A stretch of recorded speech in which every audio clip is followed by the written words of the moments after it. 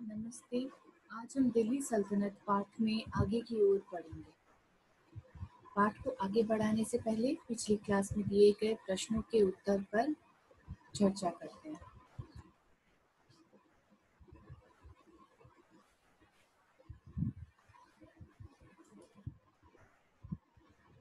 बारह सौ छह ईस्वी से 1290 ईस्वी तक उत्तरी भारत में शासन करने वाले सुल्तानों के लिए सबसे उचित संज्ञा क्या होगी?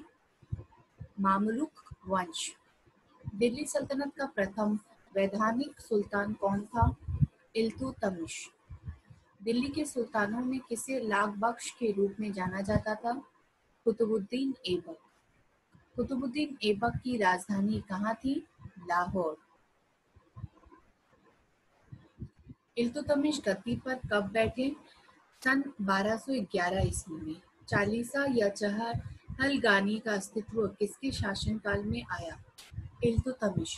पहली बार मंगोलों का आक्रमण किसके शासनकाल में हुआ था? इल्तुतमिश। गुलाम वंश या मामलुक वंश का संस्थापक कौन था? कुतुबुद्दीन ऐबक। चांदी का टंका और तांबे का जितल का प्रचलन किसने शुरू किया था? इल्तुतमिश ने।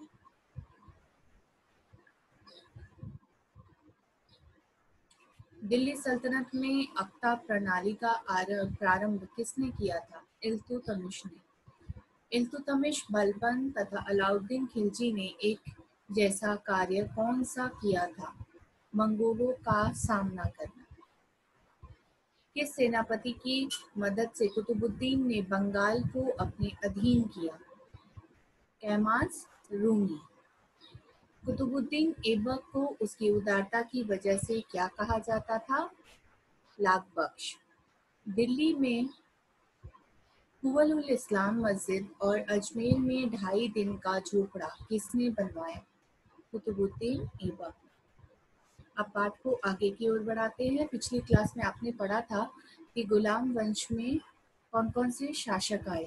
गुलाम वंश के विषय को ही हम आगे बढ़ाएंगे और देखेंगे इसके अन्य शासकों के बारे में। मुइजुद्दीन बहरमशाह 1240 ईस्वी में रजिया सुल्तान की हत्या कर उसके भाई मुइजुद्दीन बहरमशाह ने सल्तनत पर अधिकार कर लिया। इसे तुर्की अमीरों ने नायाबे मुमलकत का पद बनाया था। वह नाम मात्र का शासक था, वास्तव में चालीसा ही शासन संभाल रहे थे।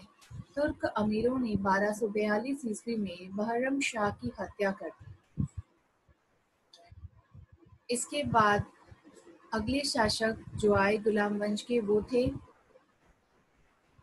अलाउद्दीन मसूद शाह 1242 से 1246 ईस्वी। अलाउद्दीन मसूद शाह तुर्की शासक थे जो दिल्ली सल्तनत का 7वां सुल्तान बने। यह भी गुलाम वंश से था। वह रुकनुद्दीन फिरोज शाह का पौत्र था। मुइजुद्दीन बहरम शाह का पुत्र था। उसके समय में नाइब का पद गैर तुर्की सरदारों के दल के नेता मलिक कुतुबुद्दीन हसन को मिला। क्योंकि अन्य पदों पर तुर्की सरदारों के गुट के लोगों का प्रभुत्व था, इसलिए नाइब के पद का कोई विशेष महत्व नहीं रह गया था।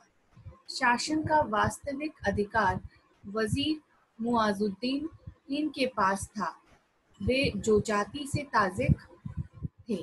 तुर्की सरदारों के विरोध के परिणाम स्वरूप यह पद नजुमुद्दीन अबूबकर को प्राप्त हुआ। इसी के समय में बलबन को फांसी का अख्ता प्राप्त हुआ। अमीर हाजिब का पद इल्तुतमिश के 40 तुर्कों के दल के सदस्य गयासुद्दीन बलबन को प्राप्त हुआ। 1245 में मंगोलों ने उच्च पर अधिकार कर लिया, परंतु बलबन ने मंगोलों को उच्च से खदेड़ दिया। इससे बलबन की प्रतिष्ठा बढ़ गई। अमीर हाजिब के पद पर बने रहकर बलबन ने शासन का वास्तविक अधिकार अपने हाथ ले लिया। अंततः बलबन ने नसीरुद्दीन मोहम्मद एवं उनकी मां से मिलकर अलाउद्दीन मसूद को सिंहासन से हटाने का षड्यंत्र रचा।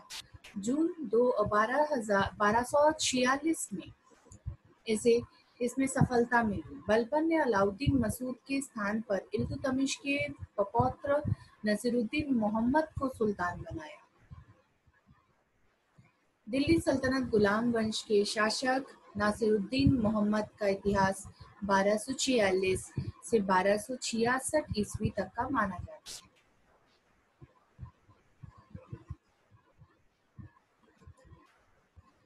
नासिरुद्दीन मोहम्मद तुर्की शासक था जो दिल्ली सल्तनत का 8वां सुल्तान बना। यह भी गुलाम वंश से था। बलबन के षड्यंत्र के द्वारा 1246 ईस्वी में सुल्तान मसूद शाह को हटाकर नासिरुद्दीन महमूद को सुल्तान बनाया गया।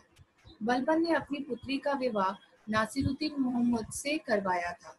नासिरुद्दीन मधुर एवं धार्मिक स्वभाव के व्यक्ति थे। शासक के रूप में नासिरुद्दीन में तत्कालीन पेचीदी परिस्थिति का सामना करने लायक आवश्यक गुणों का काफी अभाव था। नासिरुद्दीन की 12 फरवरी 1266 ईस्वी को मृत्यु हो गई।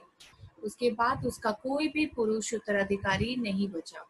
इस प्रकार इल्तुतमिश के वंश का अंत हो गया। तब बलबन, जिसकी योग्यता सिद्ध हो चुकी थी तथा जो स्वर्गीय सुल्तान द्वारा उसका उत्तराधिकारी मनोनीत किया गया था, कहा जाता है कि सरदारों एवं पदाधिकारियों की मौन स्वीकृति से सिंहासन पर बैठा। गयासुद्दीन बलबन 1265 से 1286 ईस्वी।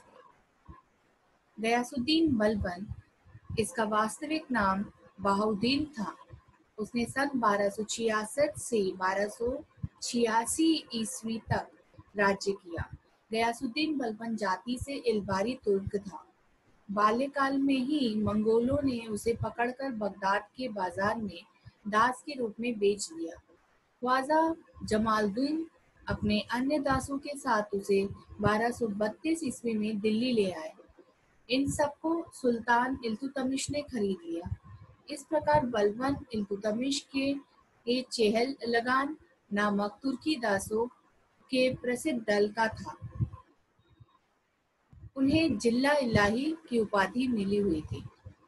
सुल्तान के पद पर बैठते ही चालीसा का प्रभाव समाप्त कर दिया। अपनी स्थिति को मजबूत करने के लिए इल्तुतमिश के परिवार के शेष लोगों को मरवा दिया। बंगाल से सूबेदार तुकरील खां ने 1276 में विद्रोह किया, जिसे क्रुद्ध होकर मरवा दिया।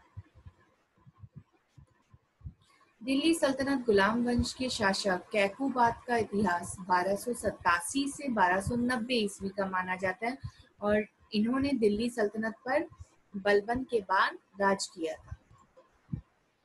बलबन ने अपनी मृत्यु के पूर्व अपने ज्येष्ठ पुत्र के पुत्र अर्थात पौत्र कैसूरों को अपना उत्तराधिकारी नियुक्त किया, लेकिन दिल्ली के कोतवाल फरुद्दीन मोहम्मद ने बलबन की मृत्यु के बाद कूटनीति के द्वारा कैसुरो को मुल्तान की सूबेदारी देकर कैकुबाद को दिल्ली की राजगद्दी पर बैठा दिया।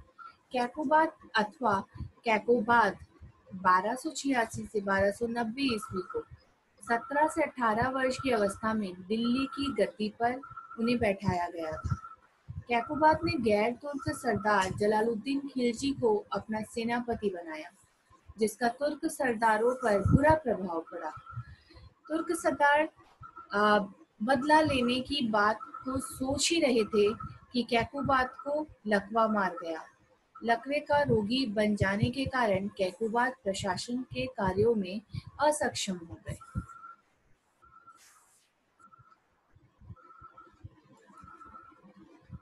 अगले शासक हैं शमसुद्दीन क्यूमर्स। भारत में गुलाम वंश का अंतिम शासक था। कैकुबाद को लकवा मार जाने के कारण वह प्रशासन के कार्यों में पूरी तरह असक्षम हो चुका था। प्रशासन के कार्यों में उसे असक्षम देखकर तुर्क सरदारों ने उसके 3 वर्षीय पुत्र शमसुद्दीन क्यूमर्स को सुल्तान घोषित कर दिया। कालांतर में जलालुद्दीन फिरोज खिलजी ने उचित अवसर देखकर शमसुद्दीन का वध कर दिया। शमसुद्दीन की हत्या के बाद जलालुद्दीन फिरोज खिलजी ने दिल्ली के तख्त पर स्वयं अधिकार कर लिया। इस प्रकार से बाद में दिल्ली की राजगद्दी पर खिलजी वंश की स्थापना हो गई और यहीं पर गुलाम वंश खत्म हो गया। तो आज पढ़ाए गए पाठ के आधार पर मैं आप लोगों को कुछ प्रश्न दे रही हूँ। रजिया सुल्तान ने कितने वर्षों तक शासन किया? बलबन ने कौन कौन सी दो उपाधि धारण की थी? सिजदा और पायबोस प्रथा का प्रचलन किसने किया था? रक्त और लौह की नीति अपनाने वाला सुल्तान कौन था? चहलगानी का संहार किसने किया? बलबन अपने आप को किसका वंशज मानता था? इल्तुतमिश ने किसे अपना उत्तराधिकारी चुना था? आज के लिए इतना ही। अब अगली क्लास में हम पाठ को आगे बढ़ाएंगे। धन्यवाद।